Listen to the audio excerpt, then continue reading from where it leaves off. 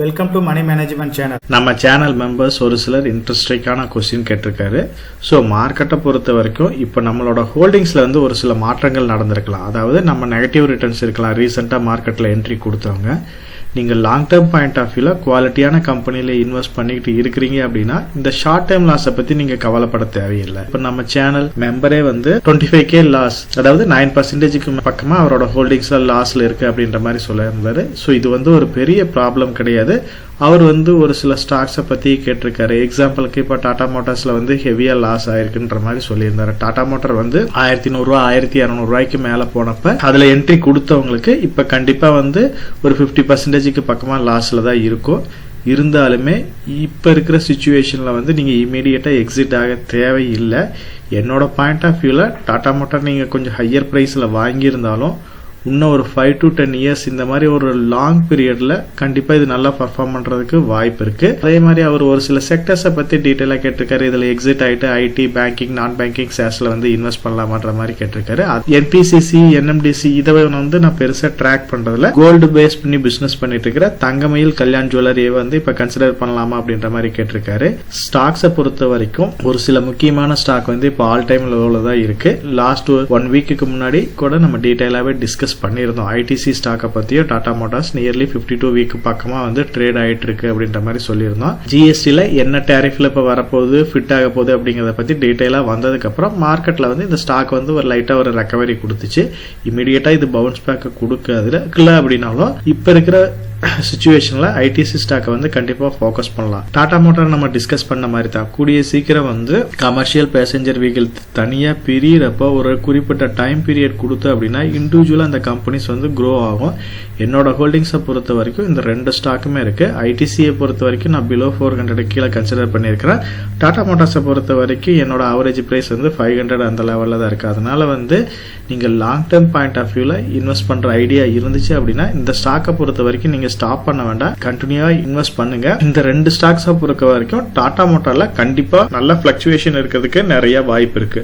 அதை நீங்க வந்து மேனேஜ் பண்ணிக்க முடியும் அப்படின்னா டாடா மோட்டார்ல இன்வெஸ்ட் பண்ணுங்க. ஐடிசியை பொறுத்த வரைக்கும் அந்த மாதிரி பெரிய பாதிப்பு வர்றதுக்கு வாய்ப்பு கம்மி தான். ஐடி செக்டர் ஸ்டாக்ஸை பத்தி கேட்டிருந்தாரு. ஸோ இதுக்கு ஆல்டர்னேட்டிவ் அப்படின்னா ஐடி செக்டரை பொறுத்த வரைக்கும் மார்க்கெட் லீடரா இருக்கிற டிசிஎஸ் ஆகட்டும், Wipro, Infosys, HCL, tech Mahindra, LTI Mindtree இந்த கம்பெனிஸை பற்றி நம்ம டீட்டெயிலாகவே டிஸ்கஸ் பண்ணியிருக்கிறோம். விப்ரோ கம்பெனிலாம் வந்து ஒரு எக்ஸலண்ட்டான company. HCL, Infosys, tech Mahindra இதெல்லாம் வந்து நல்ல ரிட்டர்னை கொடுத்த கம்பெனியாக தான் இருக்குது. இந்த ஸ்டாக்ஸை பற்றி ஒரு டீட்டெயிலான அனாலிசிஸ் வந்து நம்ம சேனல்லேயே வந்து போர்ட்ஃபோலியோ அப்படின்னு ஒரு பிளேலிஸ்ட் இருக்குது, இதில் அவைலபிளாக இருக்குது. எதனால இந்த ஸ்டாக்ஸ் எல்லாம் நம்ம லாங் டேர்முக்கு கன்சிடர் பண்ணணுங்கிறத பற்றி டீட்டெயிலாக டிஸ்கஸ் பண்ணியிருக்கிறோம். பேங்கிங் செக்டரை பொறுத்த வரைக்கும் என்னோட பாயிண்ட் ஆஃப் வியூவில் ICICI bank, HDFC bank, Kotak, axis bank இந்த பேங்கை வந்து கன்சிடர் பண்ணுங்க.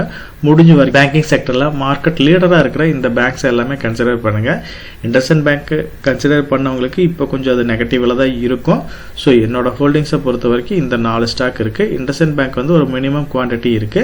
அது பெரிய அளவுக்கு லாஸ் இல்லை, ஒரு 5% பக்கமா அது லாஸ்ல தான் இருக்கு இண்டஸ்இண்ட் பேங்க். ரிமைனிங் இருக்கிற பேங்கிங் ஸ்டாக்ஸ் எல்லாமே வந்து நல்ல ப்ராஃபிட்ல தான் இருக்கு. நான் பேங்கிங்கை பொறுத்த வரைக்கும் ஒரு சில ஸ்டாக்ஸ், அதாவது Shriram finance, Jio financial services, Chola, Muthoot, Bajaj Finserv இதை பற்றி நம்ம ரெகுலராக ட்ராக் பண்ணிட்டு இருக்கிற கம்பெனிஸ் தான். இந்த கம்பெனிஸ் எல்லாம் நல்லா பர்ஃபார்மன்ஸ் கொடுக்கறதுக்கு வாய்ப்பு இருக்கு. ஜியோ ஃபினான்ஷியல் சர்வீசஸை பொறுத்த வரைக்கும் எக்ஸலண்டான ஆப்பர்ச்சுனிட்டியை ஒரு 6 மந்த்துக்கு முன்னாடி கொடுத்துச்சு. ஸோ இப்போ வந்து கொஞ்சம் ப்ரைஸ் ஹைக்கில் தான் இருக்கு. முத்தூட்டு வந்து ஒரு நல்ல பொசிஷன்ல வந்து இப்போ ட்ரேட் ஆகிட்டு இருக்கு. ஸோ இந்த கம்பெனிஸ்ல எல்லாமே உங்களுக்கு வாய்ப்பு கிடைக்குது அப்படின்னா கண்டிப்பாக இதில் வந்து லாங் டேர்ம் பாயிண்ட் ஆஃப் வியூல இன்வெஸ்ட் பண்ணலாம். கோல்டு ஸ்டாக்ஸை பொறுத்த வரைக்கும் நம்ம டிஃப்ரெண்ட் கேட்டகரிஸாக பிரிச்சிருக்கிறோம். அதாவது கோல்டு கம்பெனிஸ் தனியாகவும் அதில் என்னென்ன பாண்ட்ஸ் இருக்கு, என்ன ETFs இருக்கு, கோல்டு லோன் கம்பெனிஸ் என்ன இருக்கு அப்படிங்கறத பத்தி நம்ம டீடைலாவே டிஸ்கஸ் பண்ணிருக்கிறோம். கோல்டு மேக்கிங் கம்பெனி, அதாவது மேனுஃபேக்சரிங் கம்பெனியை பொறுத்த வரைக்கும் டைட்டன், கல்யாண், தங்கமயில் ஜுவல்லரி 3 கம்பெனிஸ் மேக்ஸிமம் எல்லாருமே கேட்கிற கம்பெனியாஸ் இருக்கு. என்னோட பாயிண்ட் ஆஃப் வியூல டைட்டன் கம்பெனியை வந்து நீங்க லாங் டேர்ம் பாயிண்ட் ஆஃப் வியூல கண்டினியூஸா அக்குமுலேட் பண்ணிக்கிட்டே இருக்கலாம். கல்யாணம், தங்கமயில என்னோட ஹோல்டிங்ஸ்ல கிடையாது. டைட்டன் கம்பெனி மட்டும் என்னோட ஹோல்டிங்ஸ்ல இருக்குது. அதே மாதிரி கோல்டு பீஸ் ஆகட்டும், சாவரின் கோல்டு பாண்ட் இதுல எல்லாம் உங்களுக்கு ஆப்பர்ச்சுனிட்டி கிடைக்கிறப்ப கண்டிப்பா இன்வெஸ்ட் பண்ணுங்க. சாவரின் கோல்டு பாண்ட் வந்து நியூ பாண்ட் எதுவும் ஆஃபர் பண்றதில்ல. நான் கோல்டு பீஸ் இந்த மாதிரி ETFs எல்லாமே மார்க்கெட்ல அவைலபிளா இருக்கு. அதுல வந்து கண்டினியூஸா நீங்க வந்து இன்வெஸ்ட் பண்ணுங்க. முத்தூட் மணப்புரம் ஃபினான்ஸை பொறுத்த வரைக்கும் இதுல வந்து லோன் பேஸ் பண்ணி இருக்கிற கம்பெனிஸ் இப்ப இருக்கிற சிச்சுவேஷன்ல இந்த எக்கனாமிக்கல் ஸ்லோ டவுன் இருந்தாலுமே கோல்டை பேஸ் பண்ணி எல்லா லோன்ஸும் நிறைய வாங்குறதுனால இந்த கம்பெனிஸ் எல்லாம் நல்ல ப்ராஃபிட் எடுக்கிறதுக்கு ஃபியூச்சர்ல வாய்ப்பு இருக்கு. நீங்க இந்த 2 கம்பெனியுமே ஃபோக்கஸ் பண்ணலாம். என்னோட ஹோல்டிங்ஸை பொறுத்த வரைக்கும் முத்தூட் மட்டும் தான் நான் ஹோல்ட் பண்றேன். மணப்புரம் வந்து என்னோட ஹோல்டிங்ஸ்ல கிடையாது. ரிமைனிங் மெம்பர்ஸ் பாத்தீங்க அப்படின்னா டாடா ETFs பத்தி கேட்டிருக்காங்க. டாடா ETFs நீங்க ஒன்றும் இல்லை, நீங்க கூகுள்ல போய் டாடா மியூச்சுவல் ஃபண்ட் அடிச்சீங்க அப்படின்னா அதுல என்னென்ன மியூச்சுவல் ஃபண்ட்ஸ் இருக்கு, என்னென்ன ETFs இருக்கு எல்லாமே உங்களுக்கு கிளியரா புரிஞ்சிடும். நிஃப்டி வீக்ஸை பத்தி லாஸ்ட் வீக் வீடியோல டீடைலா டிஸ்கஸ் பண்ணிருந்தேன். நிஃப்டி வீக்ஸ்ங்கிறது ஜஸ்ட் வந்து ஒரு இண்டிகேட்டர் தான். நிஃப்டியோட பாசிட்டிவ் நெகட்டிவ் ட்ரெண்டை வந்து ப்ரெடிக்ட் பண்றதுக்கு இது யூஸ் ஆகுது.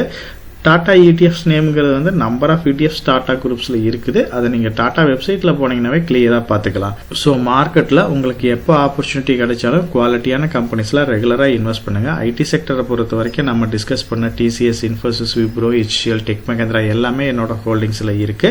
டாடா மோட்டார், ITC என்னோட ஹோல்டிங்ஸ்ல இருக்கு. கோல்டு கம்பெனிஸை பொறுத்த வரைக்கும் டைட்டில் மட்டும் தான் என்னோட ஹோல்டிங்ஸ்ல இருக்கு. தங்கமேல் கல்யாண் ஜுவல்லர்ஸ் என்னோட ஹோல்டிங்ஸ்ல கிடையாது. இது நல்ல பிரைஸ்ல கிடைச்சாலுமே எப்பயுமே வந்து நான் ரெகுலரா இதுல இன்வெஸ்ட் பண்ணி ஆவரேஜ் பண்ணிக்கிட்டே தான் இருக்கேன். நீங்களும் உங்களோட ஹோல்டிங்ஸ்ல இப்ப நம்ம டிஸ்கஸ் பண்ண ஸ்டாக்ஸ் வந்து என்னென்ன இருக்குது, எது இன்னும் ஆட் பண்ணலாம் அப்படின்னு கமெண்ட் செக்ஷன்ல போஸ்ட் பண்ணீங்க அப்படின்னா நம்ம சேனல் மெம்பர்ஸ்க்கும் சப்ஸ்கிரைபர்ஸ்க்கும் ரொம்ப யூஸ்ஃபுல்லா இருக்கும். நம்ம சேனல் மெம்பர் கம்யூனிட்டியில போர்ட்ஃபோலியோ அப்டேட், அதாவது என்னோட போர்ட்ஃபோலியோல என்ன ஸ்டாக் பை பண்றேன், என்ன ஸ்டாக் செல் பண்றேன், என்னென்ன சேஞ்சஸ் பண்ணிட்டு இருக்கேன், இதை பத்தி இன்ஃபர்மேஷன்ஸ் வந்து ஷேர் பண்ணிட்டு இருக்கேன். டெய்லி மார்க்கெட் அப்டேட் வந்து முடிஞ்ச வரைக்கும் போஸ்ட் பண்ணிட்டு இருக்கேன். கார்பரேட்ல என்னென்ன ஈவென்ட் இருக்கு, நம்மளோட இந்திய எக்கனாமியை பத்தி ஒரு சில யூஸ்ஃபுல்லான இன்ஃபர்மேஷன்ஸ் எல்லாமே ஷேர் பண்ணிட்டு இருக்கோம். மெம்பர் கம்யூனிட்டியில ஜாயின் பண்ணி இதை ரெகுலரா ஃபாலோ பண்ணீங்க அப்படின்னா உங்களுக்கு நாலேஜ் இம்ப்ரூவ் ஆகிறது மட்டும் இல்லாம உங்களோட போர்ட்ஃபோலியோவை ஹெல்த்தியா பில்ட் பண்றதுக்கு எல்லா வகையிலையும் சப்போர்ட்டிவா இருக்கும். நான் ஒரு செபி ரிஜிஸ்டர்ட் அட்வைசர் கிடையாதுங்க. நம்ம சேனல்ல போடுற வீடியோக்கள் எல்லாமே வந்து பாத்தீங்கன்னா எஜுகேஷனல் ஆர் இன்ஃபர்மேஷன் பர்பஸ்க்கோசரம் போஸ்ட் பண்ற வீடியோக்கள் தாங்க. இன்வெஸ்ட்மெண்ட்னா கண்டிப்பா ரிஸ்க் இருக்கும். அதனால நீங்க உங்க பினான்சியல் அட்வைசர் டிஸ்கஸ் பண்ணியோ இல்ல நீங்களா ஓன் டிசிஷன் எடுத்தோ இன்வெஸ்ட் பண்ணுங்க.